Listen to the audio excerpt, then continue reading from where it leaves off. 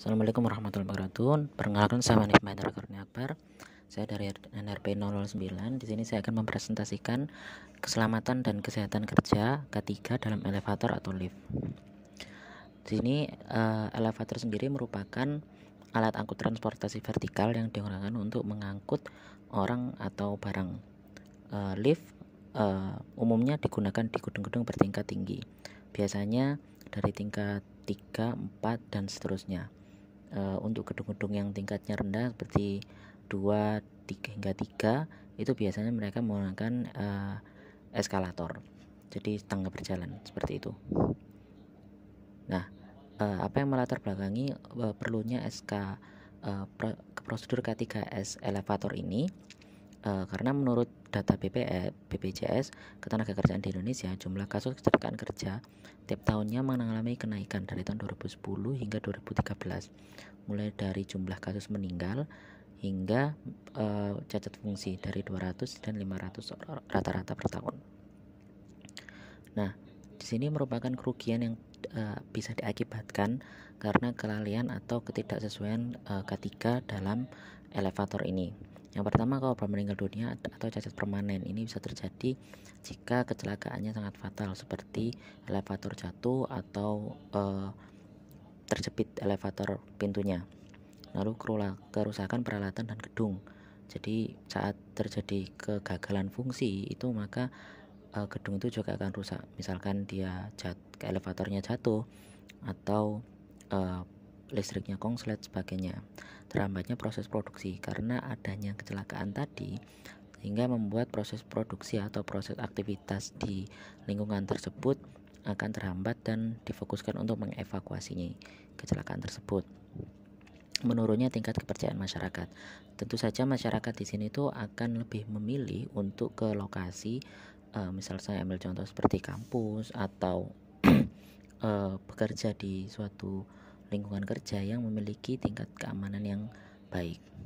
Lalu di sini juga menurunnya daya saing perusahaan. Jadi perusahaan yang memiliki K3 yang buruk atau tidak menerapkan prosedur dengan baik, maka akan sulit bersaing di dunia proyek atau pekerjaan, karena investor tidak akan mau menginvestasikan uangnya jika hanya untuk menghasilkan kecelakaan. Nah, berikut adalah landasan-landasan hukum untuk K3. Yang pertama, Undang-Undang Nomor 1 Tahun 1970, Undang-Undang Nomor 13 Tahun 2003, Permenkes Nomor 3 tentang syarat-syarat K3 lift untuk mengangkut orang dan barang, Permenaker Nomor 5 tentang pesawat angkut dan angkut, Keputusan Menteri Ketenagakerjaan RI Nomor 386 Tahun 2014 tentang petunjuk pelaksanaan bulan K3 nasional tahun 2015-2019 dan penerapan K3 pesawat, lift dan eskalator. Berikut untuk K3 pemasangan elevator. Pemasangan harus sesuai dengan perencanaan yang telah disetujui dengan desain dari gedung tersebut atau lingkungan tersebut. Setelah itu, prosedur pemasangan harus sesuai dengan standar. Dilakukan pengujian pemasangan dan dilakukan oleh tenaga yang berkompeten berlisensi K3. Lalu di sini ada K3 dalam penggunaan.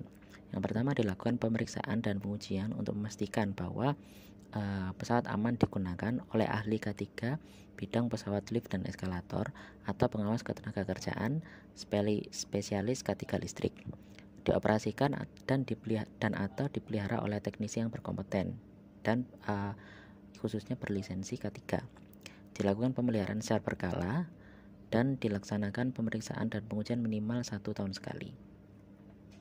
Setelah itu ada K3 penggunaan khusus edisi COVID disesuaikan dengan pandemi, memperhatikan jumlah maksimal orang yang diangkut dalam elevator, karena elevator merupakan satu ruangan kecil tertutup yang dapat menimbulkan penyebaran aerosol dan menyebarkan COVID-19. Menggunakan masker selama berada di elevator, menjaga jarak sesuai tanda yang telah terpasang di lantai elevator, serta menggunakan alat bantu seperti ballpoint atau stick es krim untuk menekan tombol pada elevator. Sekian dari saya. Jika ada salah kata, saya mohon maaf. Wassalamualaikum warahmatullahi wabarakatuh.